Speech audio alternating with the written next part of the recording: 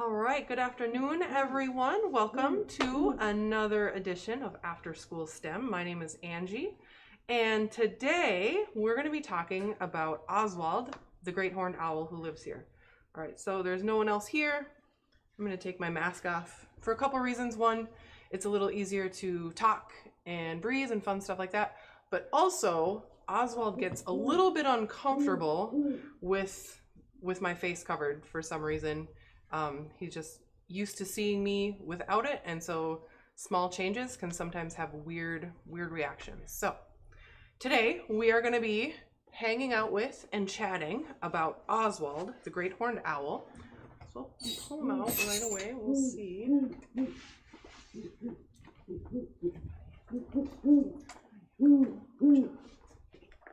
All right.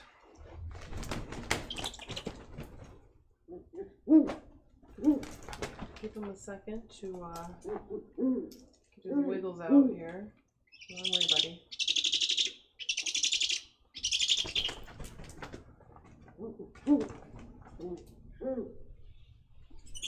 There we go.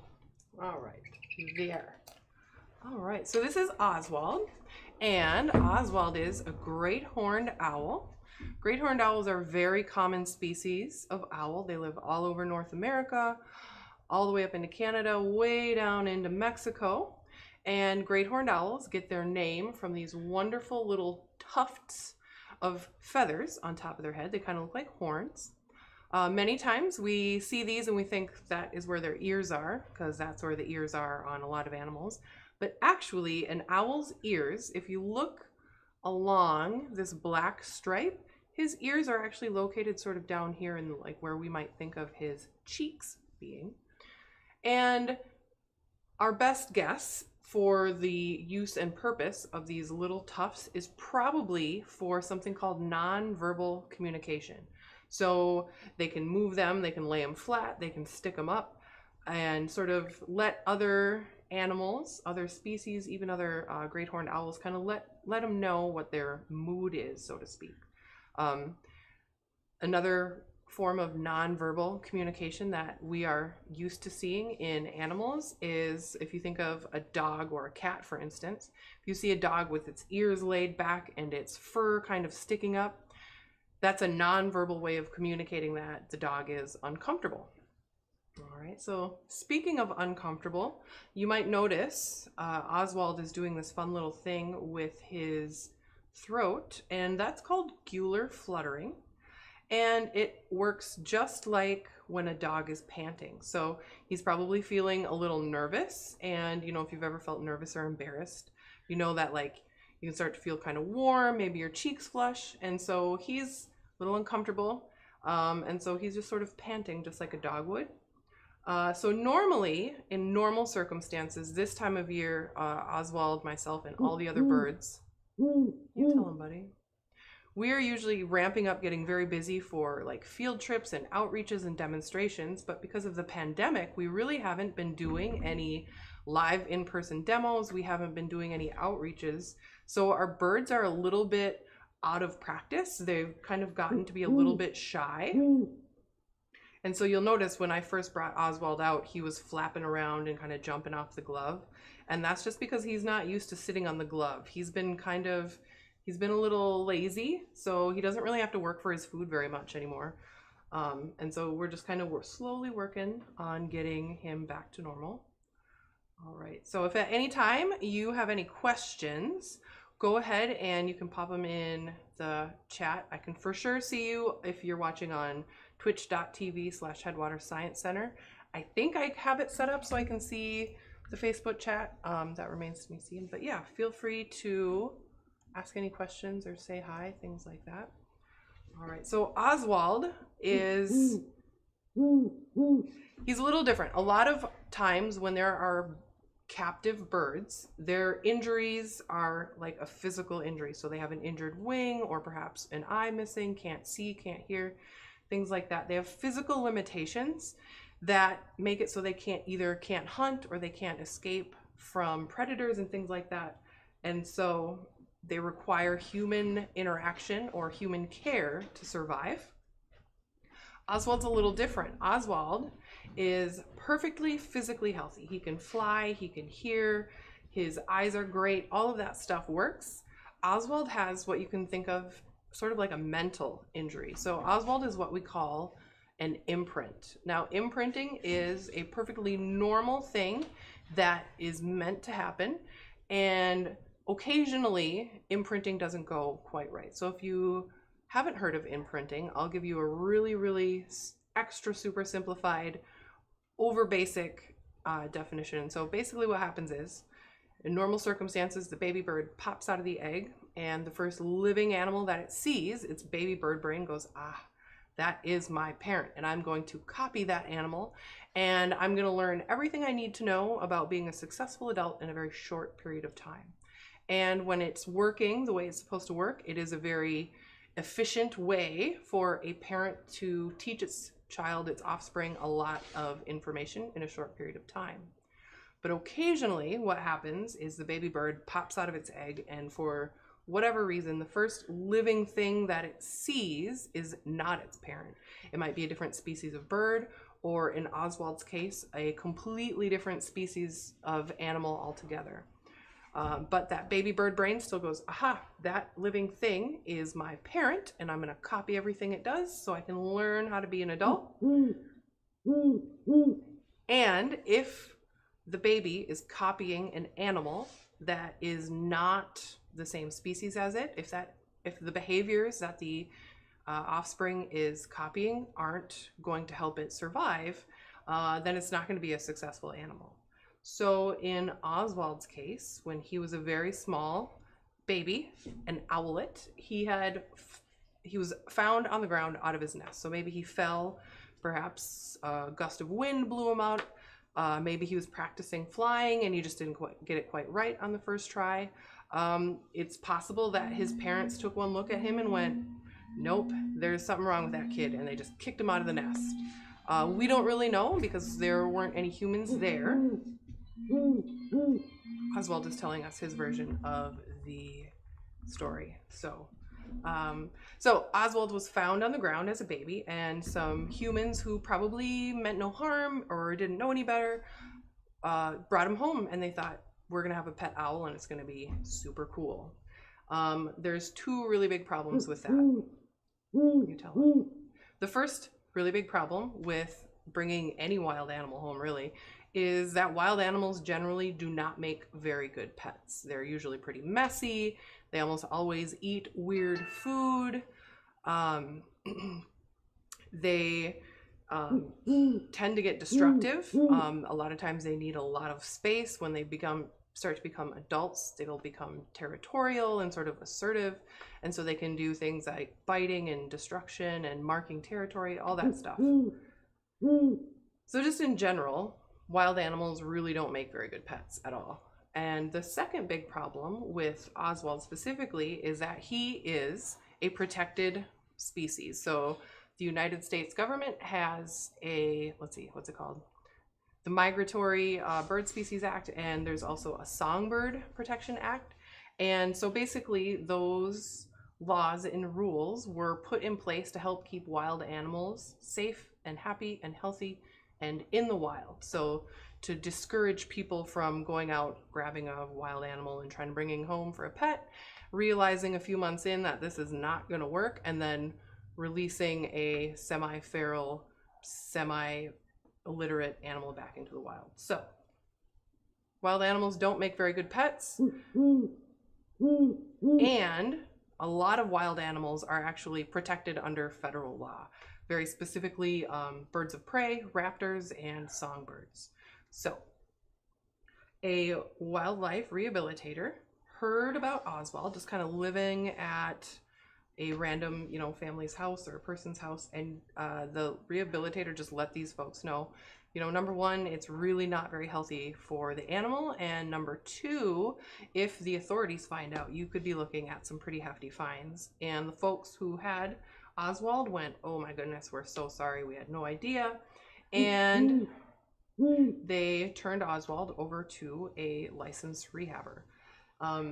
When Oswald got to the hospital, the wildlife hospital. They did everything they could to, you know, kind of beef him up, get him healthy and strong and ready to be released. But by the time that he was ready to be released physically, he had spent so much of his very young time surrounded by humans that he became imprinted upon humans. And so he assumes that we are the same species. And so he never learned how to hunt. He never learned how to defend his territory or any of those sorts of things that an owl needs to do to survive. Now, some things are what we call instinctual. So Oswald was born with the ability to hoot, and he makes little hoots and chitters, and all of the noises that he makes are sort of just kind of ingrained, and so like he can still communicate. One of the communications that he does that helps to indicate his like imprint brain is he makes like a little chittery, chattery noise. And usually those noises are sort of reserved for other owls, and he does that to people. And he does it to let us know that he's excited to eat or that he's getting ready to be angry and start hissing and clacking his beak. All right, so Oswald is what we call a raptor. Now, a raptor is a group of birds that we've grouped together, and they aren't necessarily related very closely. We group them based on some physical characteristics. And so the three physical characteristics of raptors are sharp talons. So we'll get those. You can see how really large and strong those feet are. He is in need of a bit of a trim. All right, so raptors have large talons. They have large eyes, which are extra obvious on an owl. Let's see if we can get him to look at the camera. There we go. So he's got big eyes, and then finally the last thing that makes a raptor is that sharp curved beak. So we'll get the frame a little better. Right, now owls are a special group of raptors, and they're grouped together again on physical characteristics. So all raptors have big, keen eyes, but owls' eyes are extra big and extra keen. And that is because many owls spend their time hunting and doing all that fun stuff in very low light conditions.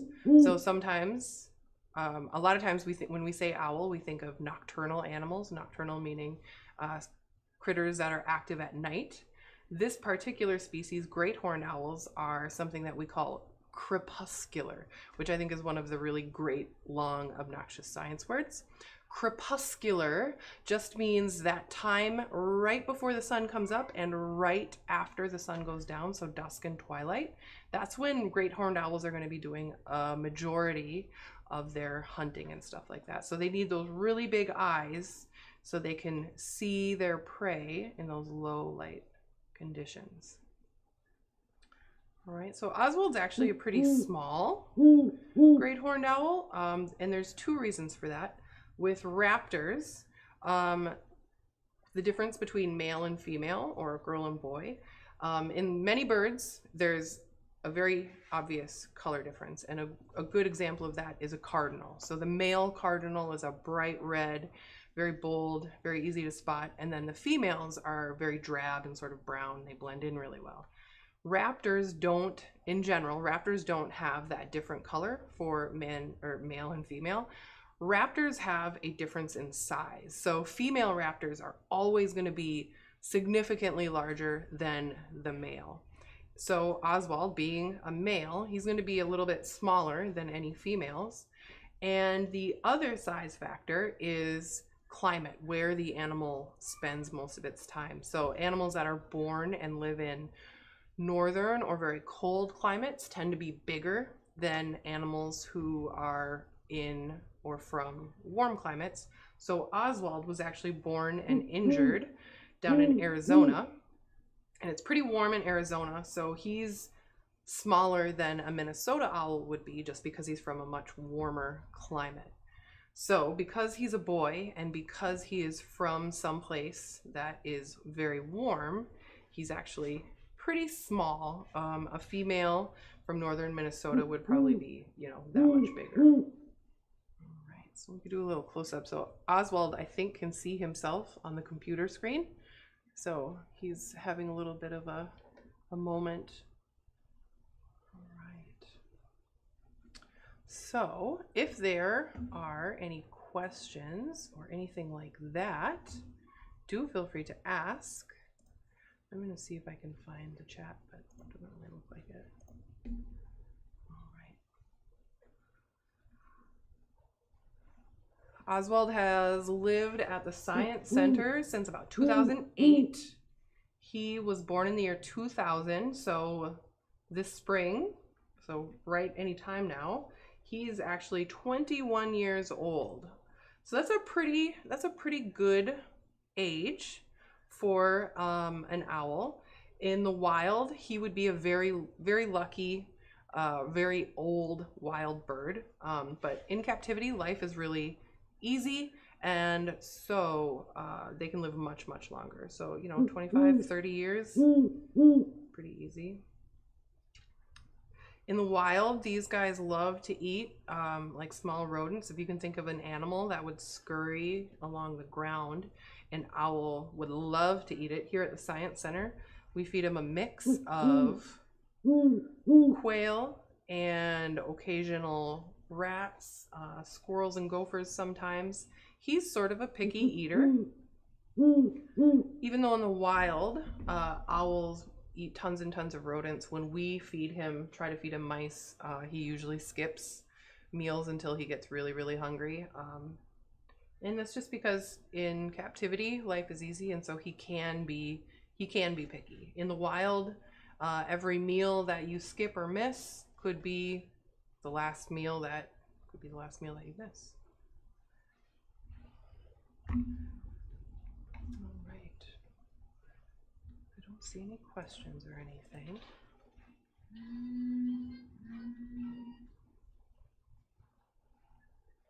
All right. Well, let's get a nice close-up of Oswald before we sign off.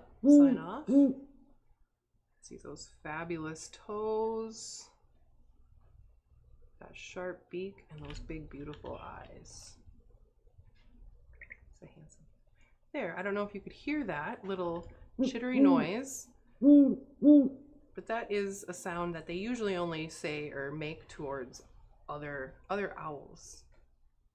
Usually that means he's uncomfortable, getting ready, like, I'm warning you, lady, I'm gonna bite.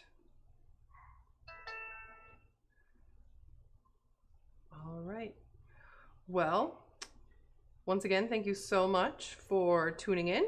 We are here every day at 3:30 going live. The Science Center exhibit floor is open Monday, Friday, and Saturday from 9:30 to 5:30, and then Sundays we are open from 1 to 5:30. So you can follow us on Facebook at Headwaters Science CTR, but if you just search our name, it will pop up. We are on Twitch, twitch.tv/Headwaters Science Center, and we're also on YouTube at Headwaters Science Center, all one word. So if you're checking us out on one, please do go follow us on any of the others, and we'll see you next time. Say bye, Oswald. There you go.